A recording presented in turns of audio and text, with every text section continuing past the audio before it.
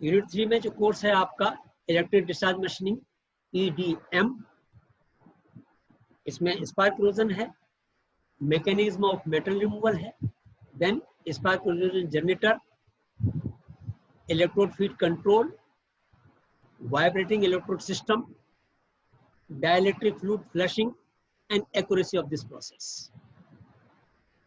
This is in EDM. And every section carries its weightage and importance. कहीं से भी question आ सकता है इसमें से। जनरेटर के पूछ सकता है, स्पार्क इरोजन मेथड पे पूछ सकता है, प्रिंसिपल पूछ सकता है, मैकेनिज्म ऑफ मेटल रिमूवल पूछ सकता है, डाइलेक्ट्रिक फ्लूइड इसके ऊपर हर बार क्वेश्चन आता है, और accuracy. The next process here is plasma arc machining, पैम, non thermal generation of plasma, ये एक अलग पार्ट है इसका, mechanism and parameters and equipments. Electron beam machining, generation and control of electron beam, theory and process capabilities, neutral particle etching, ये part है हमारे EBM के, है ना, ये पार्ट है हमारे EBM के।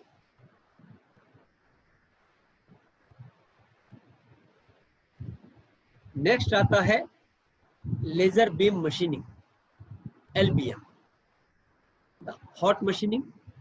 लेजर है, बहुत ज्यादा टेम्परेचर राइज होता है, इलेक्ट्रॉन वाले के अंदर भी, प्लाज्मा के अंदर भी, ये बहुत ही हाई टेम्परेचर वाले मेथड्स हैं, ये तीनों के तीनों। Hot machine, methods of local heating, tool life and production rate, ये इनके लेजर बीम का है। आपको मेनली इनके डायग्राम्स याद रखने के हैं, बाकी सब चीजें EDM की, और ये जैसे थे ये वाले, ये जितने भी हैं, इलेक्ट्रिसिटी है, एनोड कैथोड है, डाइलेक्ट्रिक फ्लूइड है, या कोई फ्लूइड है उसके अंदर, एब्रेसिव है कि नहीं, बस ये ध्यान रखने का है, और प्रोसेस करीब करीब सबकी एक जैसी है। How to create the atmosphere which insist और which starts removing the material that is required. किस तरीके से हम मेटल को वहां से अलग कर सकते हैं, डिसॉल्व कर सकते हैं, इचिंग कर सकते हैं, स्ट्राइक करके कर सकते हैं, स्पार्क करके कर सकते हैं, बर्न करके कर सकते हैं, वेपोराइज करके कर सकते हैं। तो जहां तक ग्राइंडिंग का सवाल है, तो ऑर्डिनरी ग्राइंडिंग थी, एक इलेक्ट्रोकेमिकल ग्राइंडिंग। ग्राइंडिंग 95% ग्राइंडिंग से ही होती है, उसकी फिनिश वो हमारी इलेक्ट्रोकेमिकल मेथड से होती है ना, इसी के अंदर ग्राइंडिंग पूरी व्हील से ही हो रही है, वही एब्रेसिव व्हील से ही कर रहा है, मगर हीट जनरेट नहीं हो, अच्छी सरफेस आए और फिनिश हमारी और अच्छी रहे, तो उसको हम इलेक्ट्रोकेमिकल ग्राइंडिंग से सेम है। होने का आपका इलेक्ट्रोकेमिकल डिबरिंग जो है, डिबरिंग हम कैसे करते हैं, टम्बलर में डाल के करते हैं, किसी और तरीके से करते हैं, एसिड से करते हैं, सब कुछ करते हैं, तब भी फ्लो रह जाते हैं, तब भी बर्फ रह जाती है, और उसके अंदर क्या होता है कि आपस में फ्रिक्शन से और ज्यादा स्क्रैच आने के चांस। इलेक्ट्रोकेमिकल हैंडलिंग में इम्पोर्टेंट मतलब वो वाली हमारी जो है एक तरीके से एडवांटेज मिल जाती है। ये प्रोसेस है सारी की सारी 1950 के बाद में ही स्टार्ट हुई। हर एक की जो है थ्योरी, हर एक की जो है हिस्ट्री यही बताती है कि ये 1950 के बाद में 45 के बाद में start. What is the basic reason behind this? If there were no World War I or II, World War I और II अगर नहीं होता, तब इतने डेवलपमेंट, इतनी रिसर्च नहीं होती।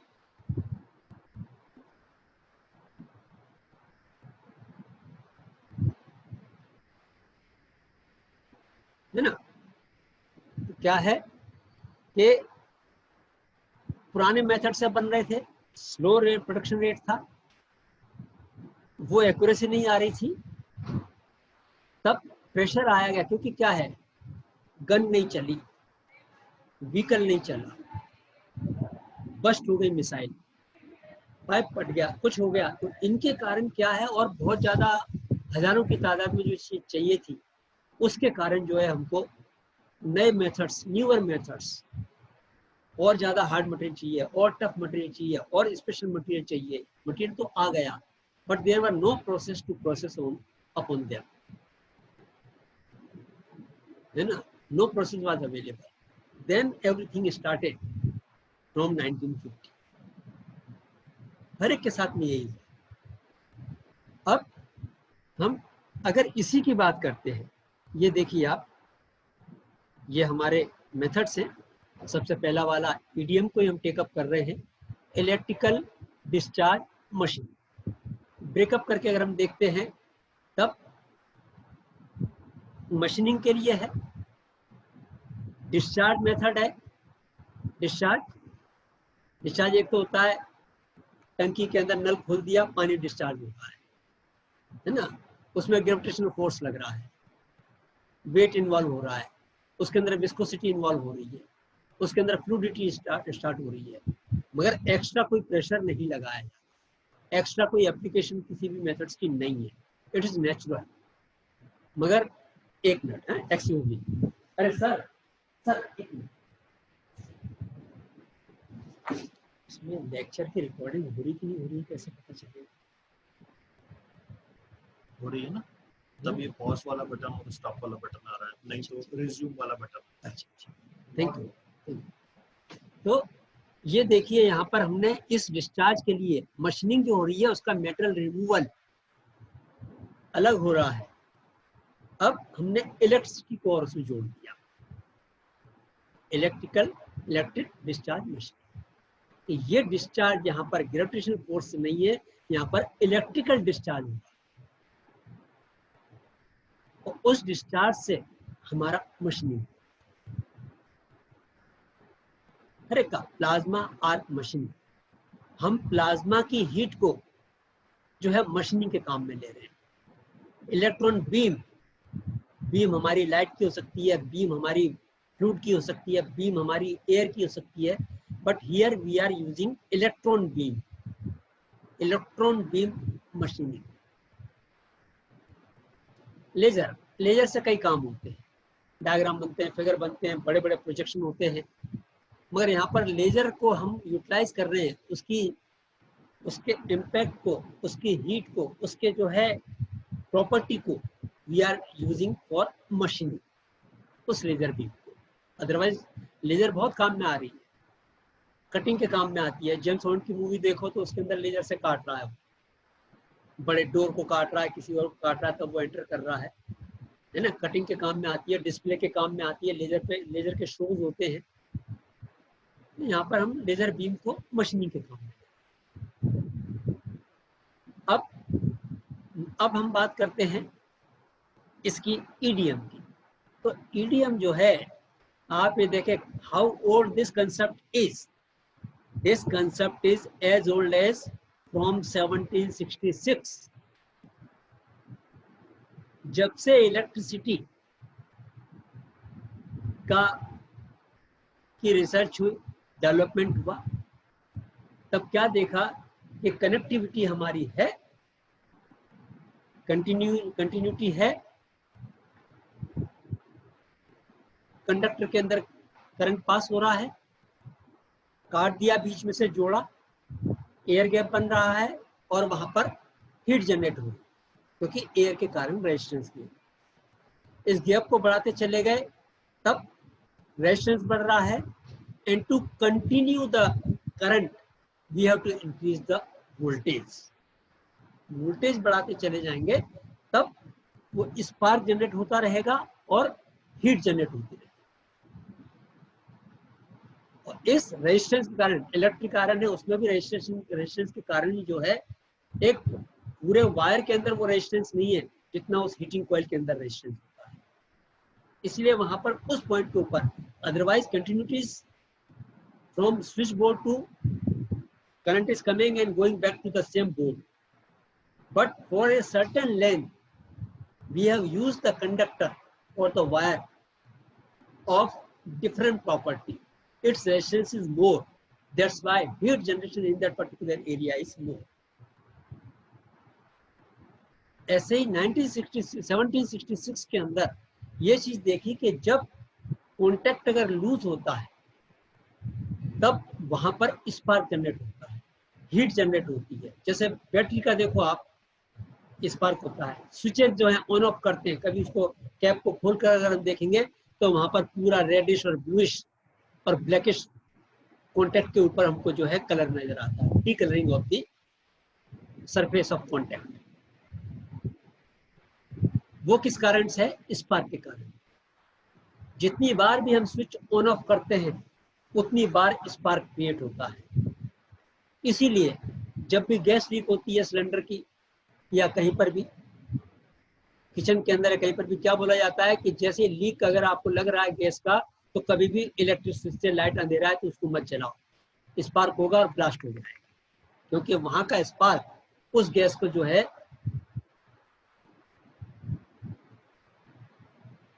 फायर के अंदर जो है कन्वर्ट कर देगा। तो ये 1766 में जब ये पता चला कि मतलब जब देखा कि कॉपर प्लेट के ऊपर कोई चीज रख दी थी करंट को देखने के लिए, बाद में देखा कि वहां तो खूब सारे पैचेस आ गए।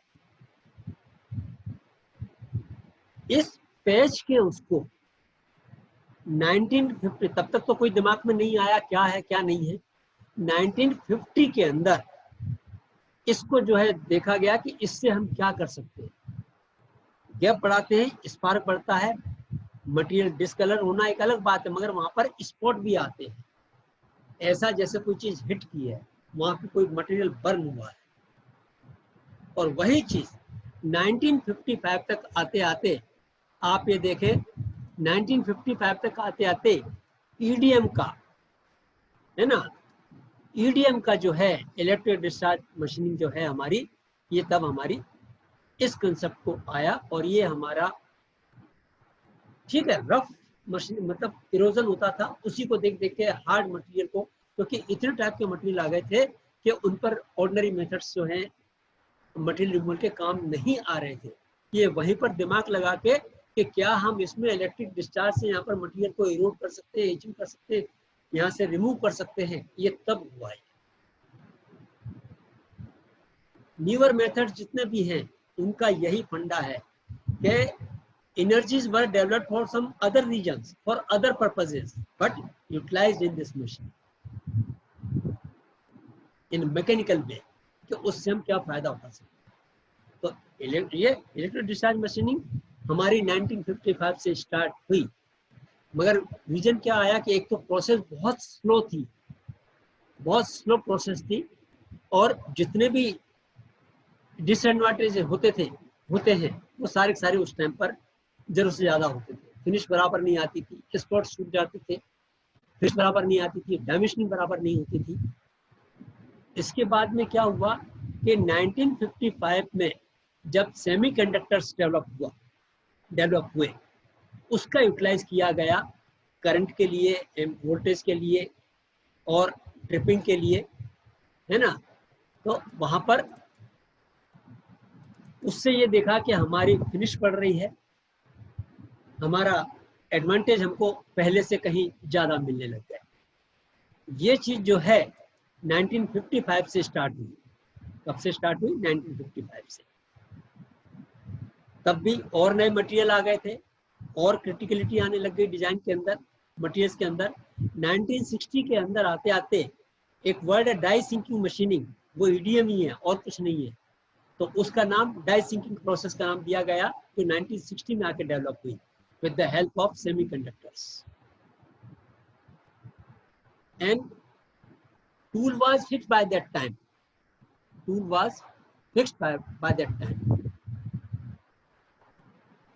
अब जो मूवमेंट जो था मेरा, उसमें न्यूमेरिकल कंट्रोल भी उसके अंदर जुड़ गया।